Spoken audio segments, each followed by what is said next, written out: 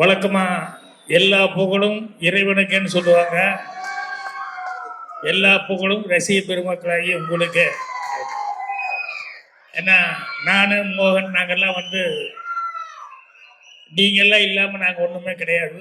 உங்களுடைய ஆதரவில் தான் எல்லாமே இருந்துருக்கிறோம்.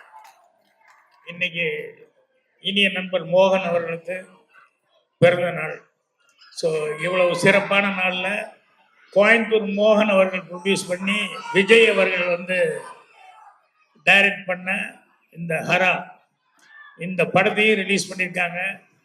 ஸோ ரொம்ப சந்தோஷமாக இருக்குது. அதே மாதிரி இந்த படத்தில் நிறைய டெக்னீஷியன்ஸ் எல்லாம் புதுசாக ஒர்க் பண்ணியிருக்காங்க. மியூசிக் டைரக்டர், கேமராமேன் இவங்கெல்லாம் புதுசாக ஒர்க் பண்ணியிருக்காங்க. எல்லாத்துக்கும் அட்வான்ஸ் வாழ்த்துக்களை நான் தெரிவிச்சுக்கிறேன். அதே மாதிரி கோயம்புத்தூர்லேருந்து என்னுடைய ரசிக மன்றங்கள் இன்னும் அம்மாபேட்டை அவர் கருணாகரன், அவர் மோகன் ரசிக மன்றத்தை சேர்ந்தவர், இன்னும் நிறைய பேர் எல்லாம் வந்திருக்காங்க கோயம்புத்தூர்காரங்க.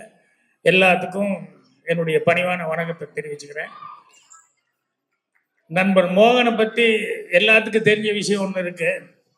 என்னன்னா பாட்டு. எனக்கு அதை விட ரொம்ப பிடித்த விஷயம் மோகன் அவர்கிட்ட என்ன அப்படின்னு சொல்லி சொன்னோம்னா, நாங்கள் நிறையா சினிமா துறை இருக்கிறவங்க எல்லாருமே நிறைய ஃபங்க்ஷன்கள் கலந்துக்குவோம். அப்போ வழக்கமான சடங்குகள்லாம் இருக்கும், வழக்கமான சம்பிரதாயமெல்லாம் இருக்கும். ஆனால் எதுலேயுமே இதுவரைக்கும் மோகன் கலந்துக்கிட்டதே இல்லை. அவருடைய பெஸ்ட் குவாலிஃபிகேஷன் அப்படிங்கிறது அதுதான். ஸோ ஒவ்வொரு ஃபங்க்ஷன்லையும் பார்த்துட்டு இருக்கிறேன். அவர் அந்த அளவுக்கு கரெக்டு மேனேஜோடு அவர் நடந்துக்குவார். அதே மாதிரி இவ்வளவு நாளும் அந்த உடம்பை இந்த அளவுக்கு அவர் மெயின்டைன் பண்ணிட்டுக்கிறது காரணம் அவர் இருக்கிற கட்டுப்பாடுகள் அதெல்லாம் தான். இப்போ எல்லாத்துக்கும் பிடித்த விஷயமான இந்த சாங்க்கு வர்ற என்னன்னா, சில பேருக்கு சில காம்பினேஷன்ல சாங்கு ஹிட் ஆகும். மோகன் அவர்களுக்கு நம்ம இசைஞானி இளையராஜா அவர் மியூசிக்ல நிறைய பாட்டு ஹிட் ஆயிருக்கு. அதே நேரத்தில் அவர் சங்கர் கணேஷ் படமும் அவர் ஒர்க் பண்ணது அதுவும் சாங்கு ஹிட் ஆயிருக்கு. டிஆர் படமும் அதுவும் பாட்டுகள்லாம் அவர் டிஆர் மியூசிக் பண்ணி அந்த படமும் அதுவும் பாட்டு ஹிட் ஆயிருக்கு. அப்புறம் அவருடைய ஒரு லக்கு பாருங்க, யாருக்கு கிடைக்காத ஒன்று, இளையராஜா எம்எஸ்வி அண்ணன் 2 பேருமே சேர்ந்து அந்த படத்துக்கும் இவர் தான். ஸோ இப்படி எத்தனையோ சிறப்புகள் இருக்குது. அப்புறம் அவர்கிட்ட என்னன்னா, ஒரு நடிகனா பாட்டுக்கு நடிக்கிறதுங்கிறது எல்லாரும் செய்யக்கூடிய ஒன்று தான். ஆனால் மோகன் நடிக்கும்போது தான் அவரே பாடினார் அப்படிங்கிற மாதிரி இருக்கு. அது அந்த உச்சஸ்தாயிலாம் அந்த பாட்டு வரும்போது அவர் அதுக்கு உண்டான அந்த பாவனைகள் கொடுக்கும்போது இந்த நரம்பெல்லாம் கூட அவர் தான் பாடுறாரு அப்படிங்கிற அளவுக்கு. ஸோ இது எல்லாருனாலையும் முடியக்கூடிய சமாச்சாரம் இல்லை. அந்த இசை ஞானம் இருந்தால் தான் அந்த மாதிரி இந்த இடத்துக்கு இப்படி மேலே போகுது அப்படின்னு இதுக்கு இப்படி பர்ஃபார்மன்ஸ் பண்ணால் தான் நல்லா இருக்கும் அப்படின்னு சொல்லி பண்ண முடியும். நான் நீங்களாம் பார்த்தீங்க, இப்போ இருக்கிற ஜென்ரேஷன் பார்த்தாங்களே என்னன்னு தெரியல. ரொம்ப கஷ்டமான விஷயம் என்னன்னா, இந்த அம்பிகா பத்திங்கிற படத்தில் சிவாஜி சார் சிந்தனை செய்மனமே அப்படின்னு சொல்லிட்டு ஒரு பாட்டு வரும். அது 100 பாடல் பாடுற மாதிரி ஒரு போட்டி அதில் வரும் அந்த பாட்டு. அதில் என்னன்னா, வெறும் பாட்டுக்கு லிப்பு கொடுக்கறது பெரிய மேட்டர் கிடையாது. அதில் இந்த ஸ்வரங்கள் சரிகா கமப்பா அப்படின்னு சொல்லிட்டு அந்த ஸ்வரங்கள் கண்டினியூஸாக அதிகமாக ஸ்வரங்கள் வந்துக்கிட்டே இருக்கும் பாட்டில். சிவாஜி சார் மிஸ் பண்ணாமல் எல்லா ஸ்வரத்துக்கும் பிரம்மாமல் வாயசைப்பார். அது அந்த மியூசிக் நாலேஜ் இருந்தால் மட்டும்தான் அதை செய்ய முடியும். அது நான் சிவாஜி சார்கிட்ட ரொம்ப ரசிச்சிருக்கேன். அதே மாதிரி அந்த இந்தி நடிகர் ஷம்மி கபூர், ராஜ் கபூர், ஷம்மி கபூர், சஞ்சய் கபூர், இந்த ஷம்மி கபூர் இருக்காரு, அவர் இன்னைக்கு வரைக்கும் பாட்டில் நடிக்கும்போது ஒரு பாட்டில் அந்த லைன் முடியும் போது டிங் அப்படின்னா அதுக்கு ஒரு சின்ன ஆக்ஷன் பண்ணுவார்.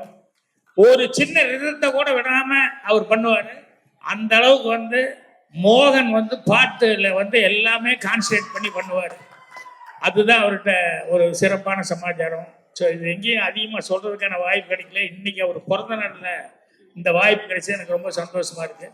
அதே மாதிரி நம்ம விஜய் அவர்கள் அவர் முதல்ல நம்ம சாருகாசன் சாரை வச்சு ஒரு படம் பண்ணணும்னு அவருக்கு எப்படி அந்த தாட் வந்து என்ன மாதிரி கதை அப்படிங்கிற மாதிரி அவர் திங்க் பண்ணி அதை பண்ணியிருந்தாரு.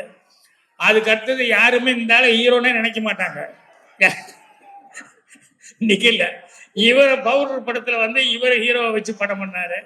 இப்ப நிச்சயமா மோகன் அவர்கள் வந்து இந்த பாட்டெல்லாம் பார்க்கும்போது சிரிச்சதெல்லாம் பார்க்கும்போது டெஃபினட்டா வேற மாதிரி ஒரு மோகன் அவர்களை காமிக்கணும்னு சொல்லி அவர் ட்ரை பண்ணியிருக்காரு அப்படிங்க தெரியுது. மோகன் அவர்களும் இவ்வளவு கேப் விட்டு பண்றதுனால வந்து கண்டிப்பா ஒரு நல்ல ஒரு கேரக்டர்ல ஒரு இன்வால்மெண்ட் கிடைக்கிற அளவுக்கு அவருக்கு ஒரு கேரக்டர் கிடைச்சிருக்கும். அதுதான் ரொம்ப இன்வால்மெண்ட் ஆகி நடிச்சிருக்காரு. பாட்டை பத்தி மியூசிக் டைரக்டர் பத்தி எல்லாம் ரொம்ப சிறப்பா அவர் சொல்லிக்கிட்டு இருந்தாரு. மியூசிக் டைரக்டர் பத்தியும் சொல்லிட்டு இருந்தாரு, கேமராமேனை பத்தியும் மோகன் சொல்லிட்டு இருந்தாரு. ஏன்னா ஒரு ஹீரோ வந்து இந்த படத்துல இந்த வேலை பார்த்த டெக்னீஷியன்களை பத்தி ரொம்ப சிறப்பா சொல்றதுங்கிற பெரிய சமாச்சாரம். அந்த மாதிரி ஒவ்வொருத்தரை பத்தியும் இந்த படத்துல இது பண்ணவங்களை பத்தி எல்லாம் மோகன் வந்து பர்சனலா தெரிஞ்சுட்டு பண்ணிட்டு இருந்தாரு. ஸோ மோகன் அவர்களுக்கு இது கண்டிப்பா ஒரு திருப்பு முனை படமா அமையணும். அதுக்கு ரசிக பெருமக்களுடைய ஆதரவு இருக்கணும். இப்ப எப்படி இந்த ஃபங்க்ஷன் வந்து பிறந்தநாள் ஃபங்க்ஷன் வந்து ரொம்ப கிராண்டா நடக்குதோ அதே மாதிரி இந்த ஹரா படத்தினுடைய அந்த ஃபங்க்ஷனும் கிராண்டா நடக்கணும் அப்படின்னு சொல்லி ஆண்டவனை பிரார்த்தனை பண்ணிக்கிறேன். அட்வான்ஸா இதுல வேலை பார்த்த எல்லா டெக்னீஷியனுக்கும் என்னுடைய மனமார்ந்த நல்வாழ்த்துக்களை தெரிவிச்சுக்கிறேன். தேங்க்யூ மோகன், அகெயின் ஹாப்பி பர்த்டே. நன்றி. கரெக்ட் டைம் கொண்டு கொடுத்துருவியா?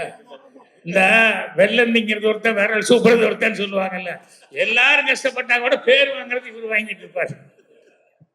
ஓகே, வரேன் சார், வாழ்த்துக்கள்.